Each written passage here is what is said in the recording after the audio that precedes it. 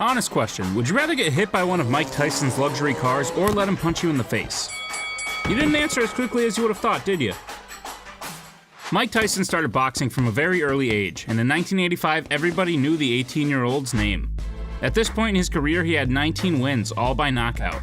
With all that success came fame and wealth. Over his career, Tyson has earned up to $430 million from fighting, and just as quickly lost it when he filed for bankruptcy in 2003. However, before that time, and even a little after, Mike Tyson's car collection was basically a living organism. After becoming one of the greatest young boxers of all time, his first purchase was a new 1985 Cadillac Eldorado. Mike Tyson dropped a cool $30,000 for it at the time.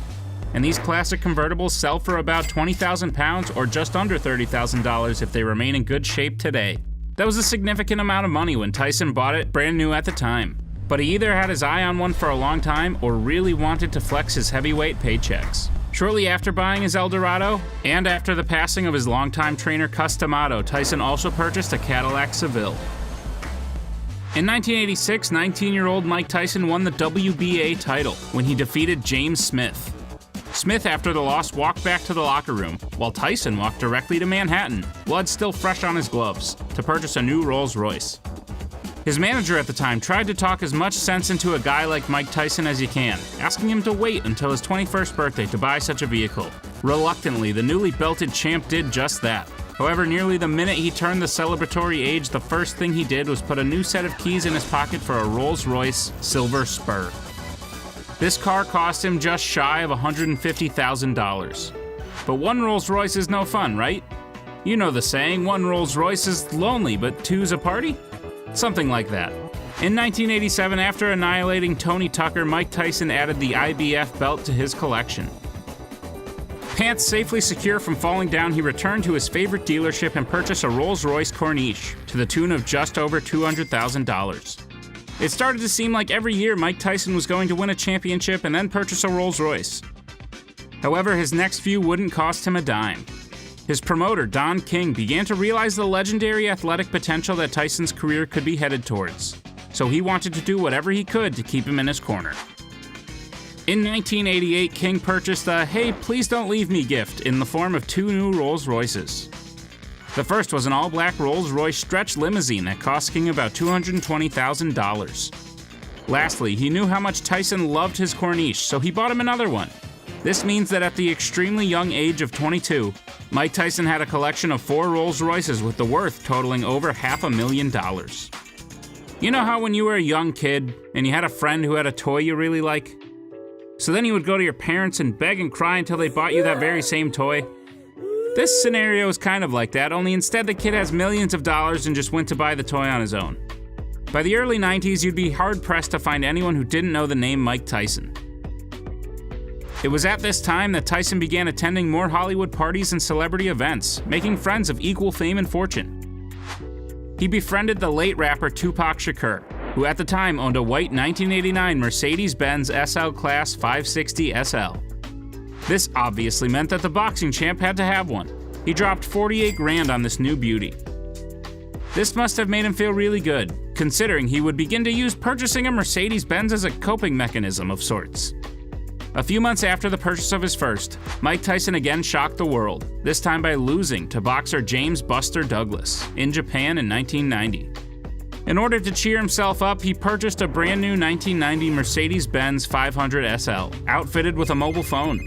It seems like win or lose, Mike Tyson was willing to drop an insane amount of money on a luxury vehicle immediately following the match. At this point, Tyson had acquired luxury cars across many different brands, including Rolls-Royces, Mercedes, and Cadillacs. However, throughout his vehicle buying career, it would seem that Tyson really found a match made in heaven when he began to purchase his Ferraris. In 1995, Mike Tyson regained his WBC title after defeating boxer Frank Bruno. Because of this, he decided to celebrate by going out for ice cream with his friends, and went to bed by 9 p.m. No, I'm kidding. He went to the nearest Ferrari dealership and purchased 2 of their supercars. The first was a Ferrari F50. This car was worth about $650,000 at the time of purchase, but it's now worth much more since Ferrari only made 349 of them. His Ferrari F50 packs a whopping 512 horsepower with a 202 mile per hour top speed. The second was a 456 GT Spider. This one, while not quite as fast as the F50, was still a marvel of a purchase, and he bought the two as a package deal. The Spider reportedly cost him over $210,000, and is said to be only one of two convertibles made by the luxury car manufacturer. Odd fact, Mike Tyson claims that his favorite arrest he ever had was while driving his Ferrari. Weird, but nonetheless, he claims he was not prepared for the speed and handling of the Ferrari, and he accidentally drove it straight through a convenience store window.